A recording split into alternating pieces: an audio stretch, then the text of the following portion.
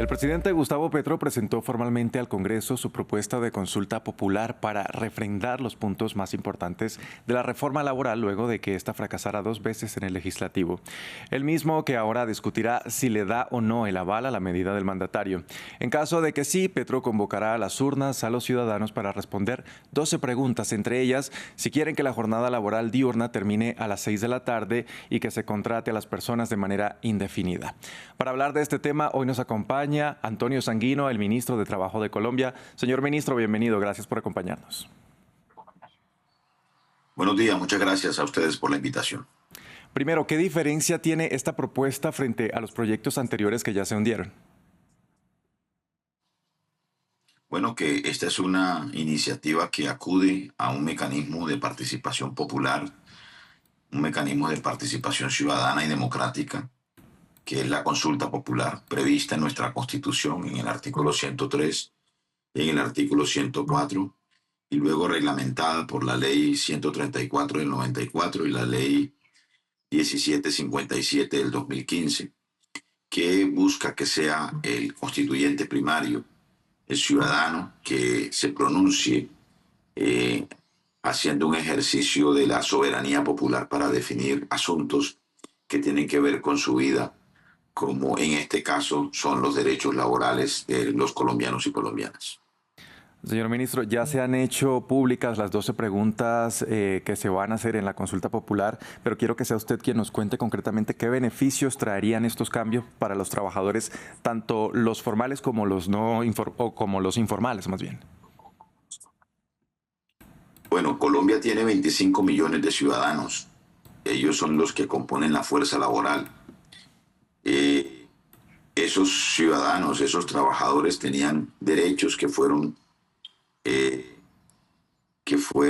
eliminados en una reforma en el año 2002, la ley 789, en tiempos del expresidente Uribe. ¿Cuáles derechos? Pues derechos, por ejemplo, a que el horario nocturno fuera recompensado con unos recargos, que los dominicales y festivos también estuvieran recompensados por un 100% del valor de trabajo de ese día, y esos derechos fueron recortados o fueron eliminados. También derechos como, por ejemplo, de los aprendices del SENA, del Servicio Nacional de Aprendizaje, una institución de formación para el trabajo, para que esos aprendices en sus prácticas tuvieran un contrato laboral y tuvieran protección de seguridad social y de riesgos laborales. También se perdió ese derecho en el año 2002. Y esos derechos se perdieron con el argumento y con la promesa de que ello iba a reducir la informalidad en el empleo y que ello iba a aumentar el número de personas ocupadas, que iba a disminuir el desempleo. Ninguna de esas dos promesas se cumplieron en estos 23 años y, por el contrario, cada trabajador perdió en promedio unos 43 millones de pesos por no haber recibido lo que le correspondía en justicia por recargos y por horas nocturnas de trabajo. Por esa razón, los puntos y las preguntas que están incorporadas en el cuestionario de la consulta popular busca restablecer esos derechos y busca además establecer y garantizar nuevos derechos de nuevos trabajadores que han surgido a propósito del cambio tecnológico o a propósito de los cambios climáticos, que obligan a procesos de reconversión laboral y que obligan a procesos de promoción de empleos verdes y de empleos azules, como lo venía o como lo planteaba la reforma laboral que fue hundida en el Congreso de la República. Señor ministro, uno de los argumentos de quienes están en contra de la reforma, y este es un tema que se ha discutido bastante, es que va a afectar económicamente a pequeñas y medianas empresas que no cuentan con el capital para vincular a trabajadores con todo lo que implica esta reforma, ¿no? Y por ende que esto podría generar más desempleo al desincentivar nuevas contrataciones. ¿Qué dice usted? Eso es falso, que está partiendo de supuestos equivocados, que lo que está demostrando, lo que demuestra la ciencia económica y lo que demuestra la realidad es que en la medida en que tú mejoras los ingresos de los trabajadores, generas demanda agregada y en la medida en que tú generes demanda agregada, generas demandas de bienes y servicios que generan un círculo virtuoso de crecimiento económico y de generación de nuevos empleos. En el Ministerio del Trabajo, en el Observatorio Laboral del Ministerio, hemos calculado que por lo menos se generarían 92.000 nuevos empleos si se hubiese aprobado la reforma laboral que presentamos a consideración del Congreso de la República. El presidente y este gobierno ha incrementado sustancialmente el salario mínimo. El último incremento fue del 7%. Y lo que ha estado ocurriendo es que el desempleo sigue disminuyendo, sigue cayendo. Y la inflación no supera el 5.2%. Es decir, hay control de la inflación, hay disminución del desempleo y al mismo tiempo hay mejora de las condiciones laborales y de los ingresos de los trabajadores.